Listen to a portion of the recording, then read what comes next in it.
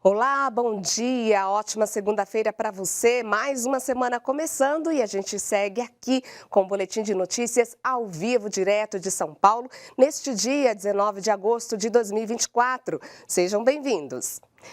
Temos imagens da capital paulista neste momento, veja aí.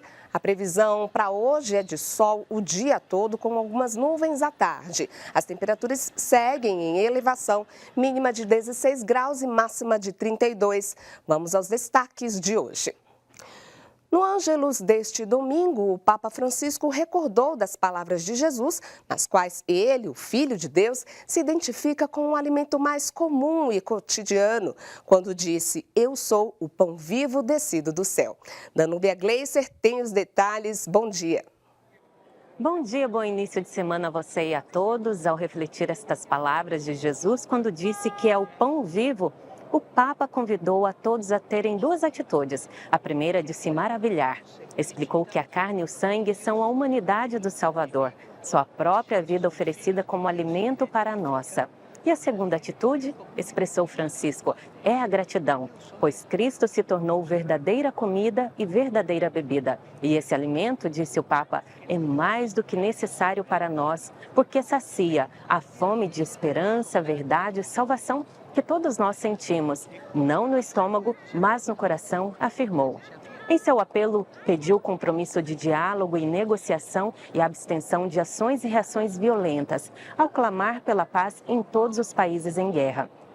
O Santo Padre também falou da beatificação dos missionários xaverianos, Padre Luiz de Carrana, Padre Giovanni de Doni, o religioso Vitório Fachin e o condolês diocesano Padre Albert Juber, mortos na República Democrática do Congo em 1964. Francisco disse que o martírio deles foi a coroação de uma vida dedicada ao Senhor e aos irmãos. Il loro martirio è stato il coronamento di una vita spessa per il Signore e per i fratelli. De Roma, Danúbia Gleiser para o Boletim de Notícias. Obrigada, Danúbia. E no último sábado, o Brasil se despediu de um dos seus maiores comunicadores. O empresário e apresentador Silvio Santos faleceu aos 93 anos, vítima de broncopneumonia após complicações do vírus influenza H1N1. A morte de Silvio Santos ganhou destaque nacional e internacional. O governo de São Paulo lamentou o falecimento e decretou luto oficial de 7 dias no estado. Quem tem mais detalhes sobre o papel de Silvio Santos nos meios de comunicação do Brasil é a repórter Aline Mécio.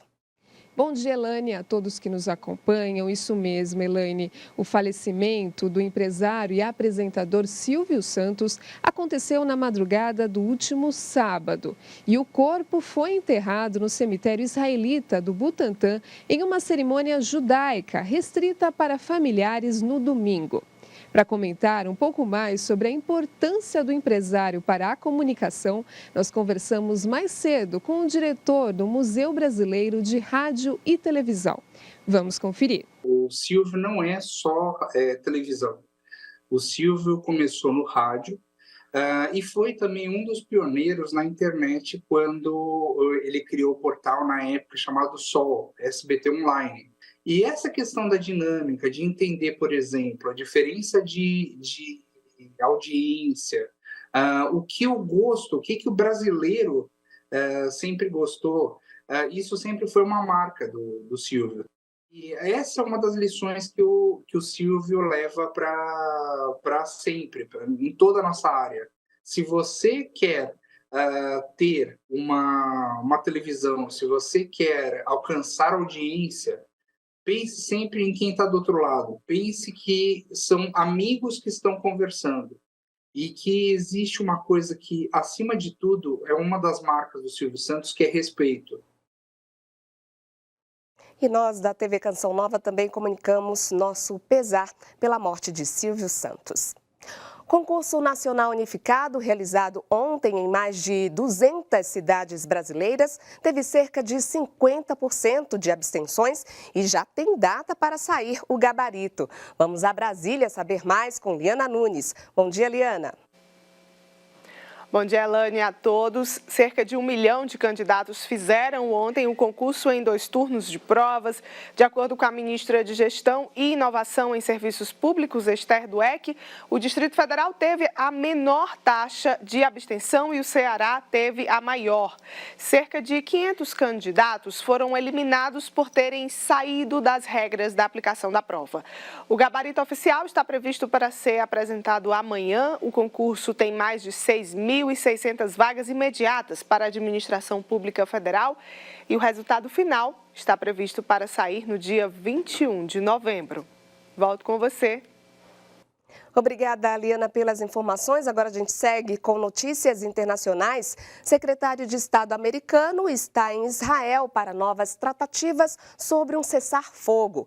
E hoje à noite começa a convenção do Partido Democrata nos Estados Unidos. Veja os principais destaques desta segunda-feira. Durante reunião com o presidente israelense Isaac Herzog, o secretário de Estado americano Antony Blinken afirmou que este é um momento decisivo para as negociações de cessar-fogo em Gaza. As negociações começaram na semana passada em Doha, no Catar.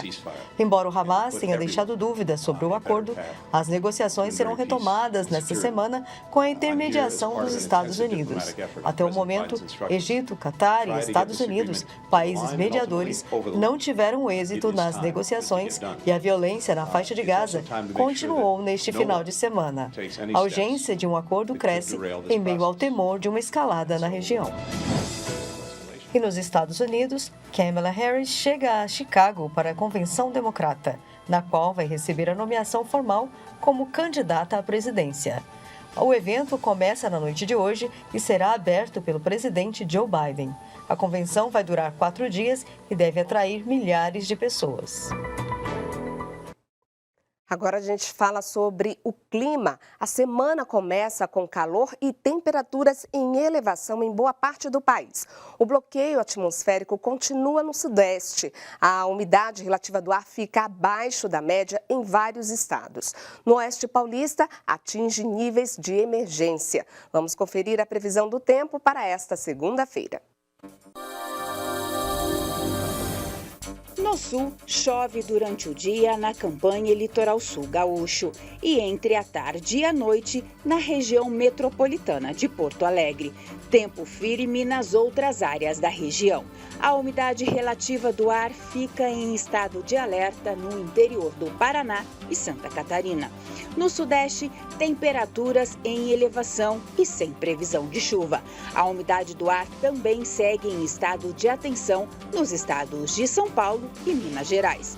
O ar quente e seco predomina no centro-oeste, que segue sem chuva e também com temperaturas em alta. Os índices de umidade do ar têm níveis de alerta e emergência em toda a região. Já no norte, tem pancadas de chuva com raios e rajadas de vento para o oeste do Amazonas e do Pará. Atenção para a baixa umidade do ar em Rondônia e Tocantins, nas horas mais quentes do dia. E no Nordeste, chove do litoral sul da Bahia até o Rio Grande do Norte. No interior da região, o tempo segue firme, com temperaturas altas e alerta para baixa umidade do ar. Bom, ficamos por aqui. À noite tem mais informações direto de São Paulo no Canção Nova Notícias. Siga nossas redes sociais e continue bem informado com @CN Notícias. Ótima segunda-feira para você, boa semana, até amanhã, se Deus quiser.